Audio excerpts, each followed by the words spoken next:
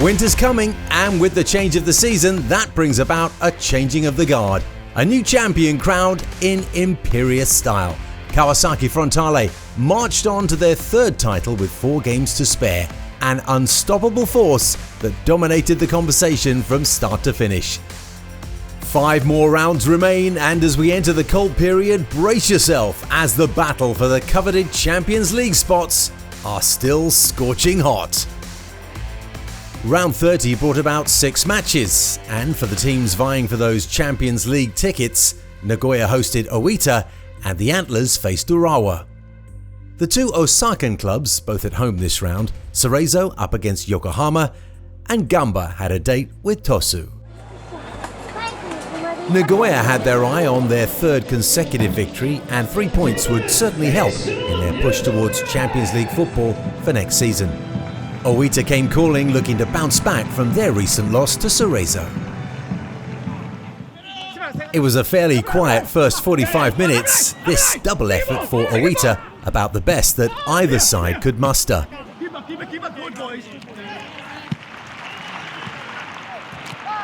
A burst of pace from Mateus 5 minutes into the second half though brought the game to light, although they couldn't finish. On the hour mark, a cross from Tanaka found Yuya Takazawa. His header back into the path of Yuji Hoshi couldn't generate the first goal either. 3 minutes later, a chance for Nagoya. Naoki Maeda with the ball to Mateus, but his shot too high. With goals clearly hard to come by, Kei Shinan tried from distance with 15 minutes left, but this one straight into the goalkeeper's arms. There were 2 opportunities to steal the points in injury time. Yutu Misao's header well saved by Langarak. And then Shun Takagi was in the right place at the right time as Mateus struck with his left foot. This one finished 0-0. It was a very difficult game, I think, for both teams. We both tried to get the goal to win it towards the end, especially. I think it was a tough battle. I think with the conditions, the wind, it made it very, very difficult for both of us. But in the end, we'll be a little bit disappointed that we couldn't get the goal to win the game. Yeah, of course, this doesn't. We'll have to decide, see at the end of the season if this point was good or not good. Obviously, we wanted 3 points to secure ACL for next season and to compete in the Emperor's Cup. So, it's a point gained, but on the flip side, we'll probably be looking at it as 2 points that we lost. Sanfrecce were undefeated in 7, but with 4 of those being draws, the hosts needed to do better to find a good finish in front of goal and stop dropping points. They housed a buoyant Consadole Sapporo, coming off a resounding win over Shimizu in the previous round. Mark Richmond has your commentary. Aoyama just managing to squeeze the ball inside to Kawabe.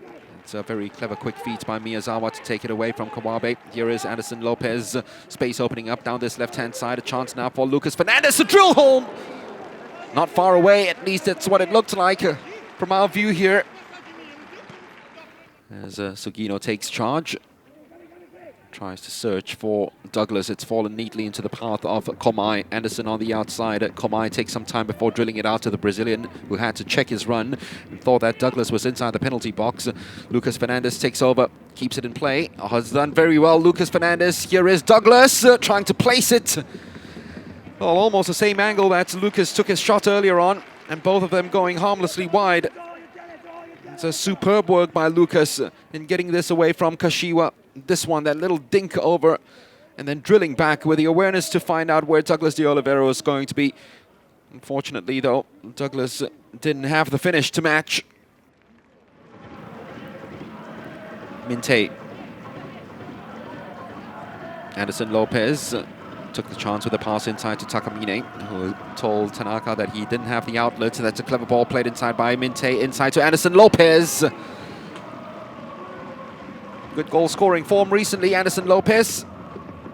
8 goals this year in 25 matches, but half of those 8 have come in his last 6.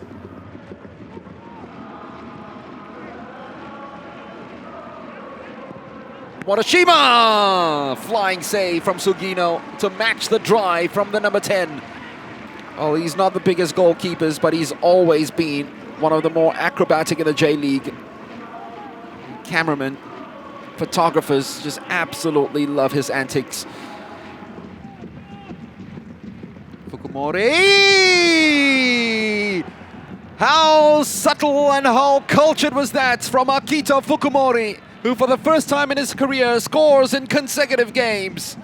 That was a peach, a thing of beauty from Akito Fukumori.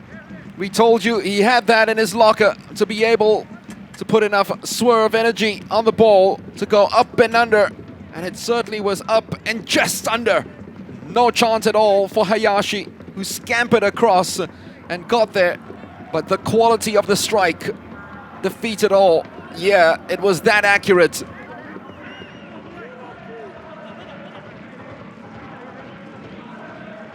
Asano, that's a dangerous ball, that's curled in!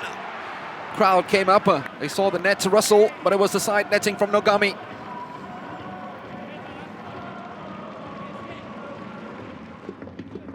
Komai told that he had company, Morishima behind him. Komai sets it up for Anderson Lopez.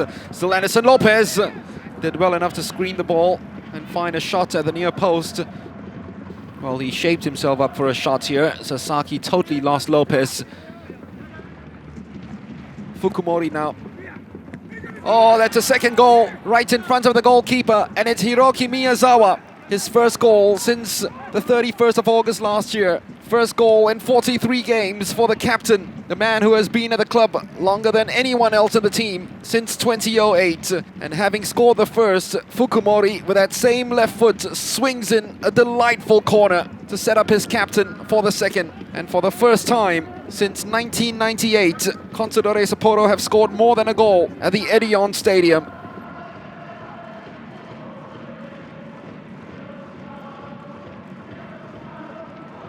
Leandro! Game back on! He's always scored this year, and Sanfrecce's top scorer brings them right back into this as Douglas Vieira gets prepared to come on, maybe as a tandem with Leandro. First time there was a slight miscommunication at the back, was just kept alive by Yuya Asano. More of hope than anything else. But there is Leandro, and whenever there's Leandro in the team, there always is hope. Just a minute after conceding the second, they get themselves right back into this. Sanfrecce Hiroshima. It wasn't the most powerful effort, but Sugino couldn't keep it out. Aoyama, Asano. Goalkeeper scrambled and just got a touch. Game very much in the balance, just when it seemed it was getting away from Sanfrecce. Just the response they needed after conceding the second. You can see the Sanfrecce players now just running after these loose balls, trying to pick it up as high up as possible, and Nogami's won it in a very good position. The space opening up right now as they slid inside the box for Douglas Vieira! Equalizer! Just 5 minutes after conceding the second, they've gotten themselves right back into this fixture. And it's Yoshiaki Komai who ran back and then lost possession in his very own half to Nogami, who kept chasing after the ball. Kawabe set it up, and Vieira, having just been on as a substitute for 3 minutes, slips it into the back of the net. Same corner, that's Leandro got his goal. Vieira gets his second in as many matches against Contadore Sapporo, and they're right back in this. It's a different animal altogether now. Just attacking every ball and picking up every loose ball, and it's one right here, free for Sasaki. Drills it straight off Sugino, who was big and huge. The ball's floated all the way to the far post. Asano keeps it alive. Still Asano! Good save by the goalkeeper, first time out with his legs. Douglas de Oliveira chasing after this, pushing aside Araki. It's going to be a free kick for Sanfrecce, who certainly are on the ascendancy. Douglas, Leandro, look at the space right here. If they find the right ball through, it is the right ball. Yuya Asano! Great save by Sugino, it's not over yet. And two chances fluffed. Absolutely fluffed. Asano's one at least was on target, but Aoyama, the reason why he hasn't scored and just the one this season and hardly gets goals is because of that. Right in front of goal. Akito Fukumori over the bar. Couldn't get the same sort of dip as he did at the end of the first half. And that should be that. Maybe one last spring of the attack for Douglas Vieira. Couldn't get to the ball after some very good work, and we've been treated to an entertaining fixture right here. Contadore Sapporo, who've never won on this ground, came so very close to doing it. It has been a pulsating fixture, and we almost had drama at the death as well when Fukumori had the opportunity with a free kick from an almost similar distance to which he scored the first. Well, Senfrecce Hiroshima's unbeaten run continues to 8, but they can only draw in this game against Hokkaido Contadore Sapporo 2-2. A change in management has clearly had an impact in Shizuoka, with Shimizu bagging 3 wins and 10 goals in their last 4. The home side will be eager to end the season in a better position as they face Shonan, who sit 1 spot above them. Inside the first 3 minutes, and the ball falls loosely outside of Shimizu's penalty area. Akimi Barada with the effort, but he drags that wide. Midway through the first half, a cross from the left flank finds Yusuke Goto. His header, though, out of range. And it was a similar story 20 minutes later at the other end of the field. This time Barada with his header over the bar. The closest anyone came was on the stroke of half-time as Goto's right foot shot clips the outside of the upright. There would be goals in the second half though, not before Barada had yet another effort on goal, this time saved by Takuo Okubo. It took almost an hour for that first goal to come. From the corner, Tema Matsuda with the knockdown, Hiroto Nakagawa spinning and grinning, 1-0 to Shonan. The equaliser came 5 minutes later, and it was an all-Brazilian affair. Renato Augusto, Elcinho, and finally Carlinhos Jr. with the shot that takes a deflection through the defender's legs.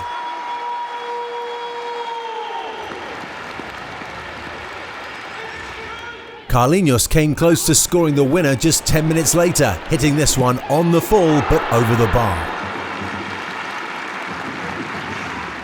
The points would be shared despite this 83rd minute effort from Elcinho, wide of the post, meaning Shonan stay above Shimizu in the table. Time for a quick pause. We promise you more goals though when we come back. This is the J1 League Goal Zone.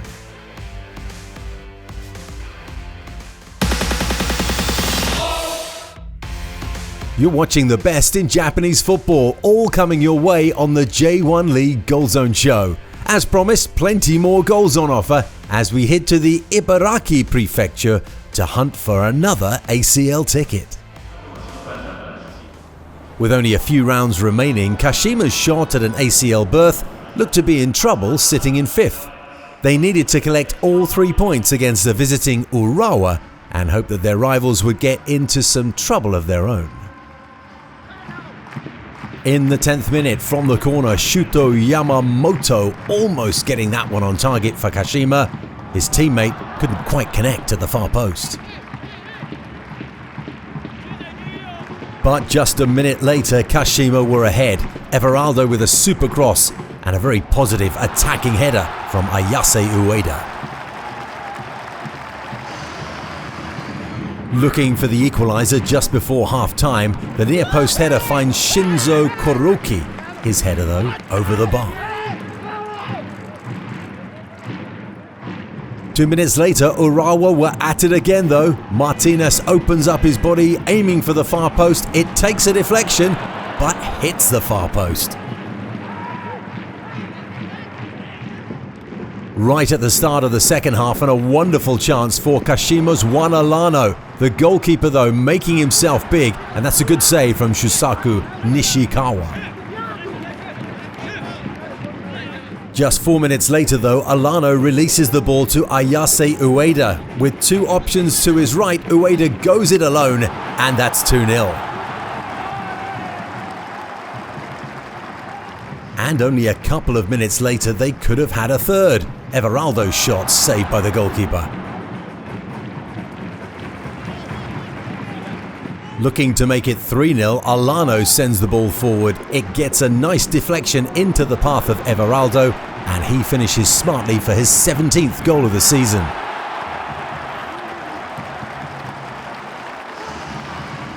Looking for some consolation from the dead ball, Ryotaro's free kick, tipped over the bar by Yuya Oki.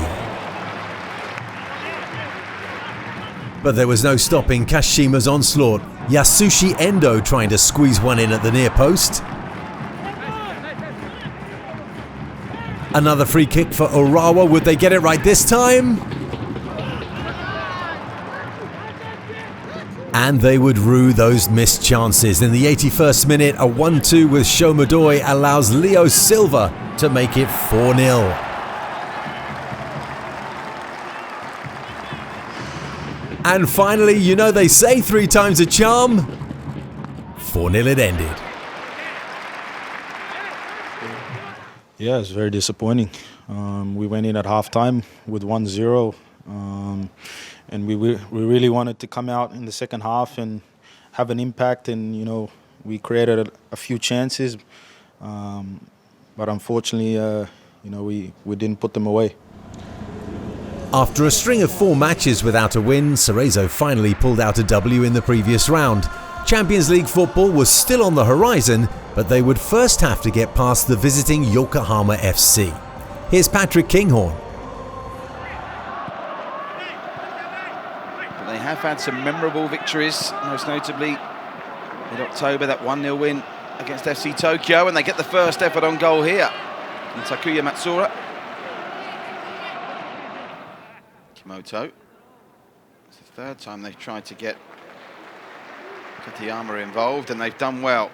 Sakamoto picks the pass, looking for the skipper. He scored from a similar position against Shimizu West Pulse 2 weeks ago, but just couldn't release with a shot before Maginio got back and covered it. Will, though, throw up Cerezo Osaka's first corner.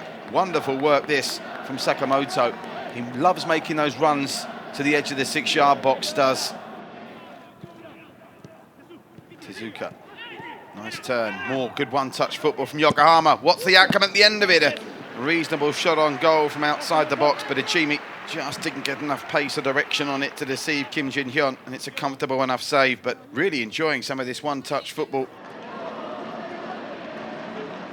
Saito looking for the runner down the left. Instead, he feints in the middle before giving it back to Koki Saito, and he gets it back, and a chance to take a shot on goal, but always just bending not far enough back to trouble Kim's goal. But more good build-up play by Yokohama. Arguably playing the better football through the opening stages, and you can see also that slip just as he went to chase that. Maginio could be away here. He needs some support. He's only got Ichimi ahead of him, but Maginio spotted the runner on this near side, and that runner is Koki Saito. All of a sudden, on a quick counter, Yokohama could be in business. Koki Saito to the edge of the box. They need to get a shot away here, surely. Tashihiro's a mile forward. Maginio! My oh my, that would have been some way to score your first goal of the season. I wouldn't mind seeing another angle to work out how far away this was. All the defenders getting back up to help the counter. Kim was scrambling to get across. Maginio's effort, not a country mile away. Just always bending the wrong way though. Yutake goes deep. Djondjic is up there, knocks it down. Can they get a shot away at the end of it? They can. But Kimoto's effort is over the bar, and there's a half an opportunity. Slightly worryingly for Yokohama, one of their better players on the afternoon. Akamata is the man that's down injured. Might just be an awkward fall there. But Kimoto on the turn just couldn't keep the shot down. If he could have kept it down a couple of feet, maybe, might well be looking at 1-0 Cerezo Osaka. The way Kiyotaki's concentrating, I think it'll be him rather than Murahashi. It will be Murahashi, and it's straight into the wall. Well, they sold me a dummy on who was going to take it. Matsuda in the second phase. It's flicked on. Kimoto's there, and the header from Djondjic just straight at Rokutan. Thought there might have been a suspicion of offside there as well. And look at this, now a bit of dual-purpose yoga. Matsuda flicked on. Thought he might be offside, Kimoto, but he wasn't. And when it came to Djondjic, that's more than half an opportunity. In-swinger or out-swinger? It'll be the in-swinger of Kiyotake. Decent delivery, and another superb save this time. Rokutan replicating the heroics from Kim in the first half at the same end. And finally, Bruno Mendes with an effort on goal. I'm not sure if it came off him, incidentally, or Tashihiro. Let's look at this angle. No, it came off Mendes, okay. And Rokutan reacted brilliantly. Yokohama. Oh! Bullet shot from Hiroshi Kiyotaki. And that was very nearly a goal out of absolutely nothing from the skipper, who does look the most likely player. Tashiro. Deliver it in, and there's the opening goal. And would you believe it? He's hardly touched the ball in an hour, but Bruno Mendes comes up with his first goal in 2 months, and that's why Miguel Angel Latina left him on the pitch. A poacher's goal from a striker who's been struggling for form. They took the corner quickly. It was whipped in, that delivery, by Katayama, and Bruno Mendes gets his 7th of the season, his first goal since the middle of September. And Cerezo Osaka, as it stands, are moving to within 1 point of Grampus, who occupy that 3rd Champions League spot. This will be the last chance. The final whistle will go the next time this ball is safe. And the ball is safe now. And our referee, who's had a good game, Futoshi Nakamura, blows for full time. It's finished here at the Yanmar. Cerezo Osaka 1, Yokohama FC 0. Across the way at the Panasonic Stadium, Gamba and Tosu took to the pitch. The hosts, who just had their slim title hopes quashed by Kawasaki, had to turn their focus back on maintaining 2nd spot. Any mistakes would see them lose precious ground amongst a tight chasing pack. 11 minutes in, and Sagan's Yuta Higuchi with a delightful little scoop. The defender and the goalkeeper make a right mess of it, and Ryonosuke Sagara puts the visitors 1-0 up.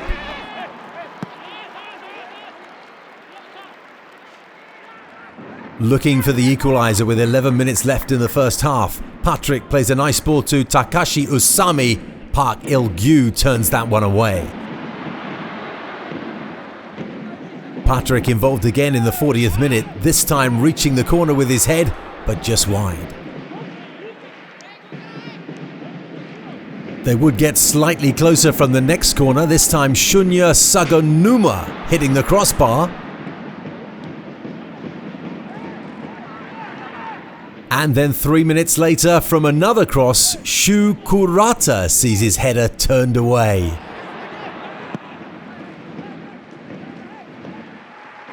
So into the second half, and yet more headed chances denied. Patrick this time getting the effort on target, but Park tipping this one over. But when the ball fell to Patrick's feet, he made no mistake, putting home Ryu Takao's cross in sophisticated style. Daichi Hayashi couldn't get his effort on target while under pressure from the defence just 2 minutes later. And Patrick was still trying to score with his head in the 87th minute. But the last chance was created by Shinya Yajima, who did brilliantly to set up Shoji Toyama, and his effort fell straight to Park. Nagoya frustrated at home as they drew a blank against Owita, playing out a goalless draw. Sanfrecce came back from 2 goals down to find a point against Consadole Sapporo, while fellow league strugglers Shimizu and Shonan also shared the spoils. Kashima made it look easy with a 4-0 win at home against Urawa, and Cerezo eked out a single goal at home for an all-important 3 points. The championship may have already been decided, but the Champions League hunt is still very much alive. Gamba only managed a point in this round, but they're hanging on to second, with Nagoya breathing down their necks. Hot on their heels, 4th placed Kashima have just 2 games remaining to make a difference to their tally. Owita making fair progress to creep up the table, another big point earned in this round. Only 4 games remaining for the bottom 5 teams, and even with no relegation this season, every point will be important to ensure they move themselves further away from the cellar. Precisely 800 goals scored this season, and you can be sure we'll have more for you on the next edition of the J1 League Goal Zone Show. I'm Steve Dawson, and we'll see you next time.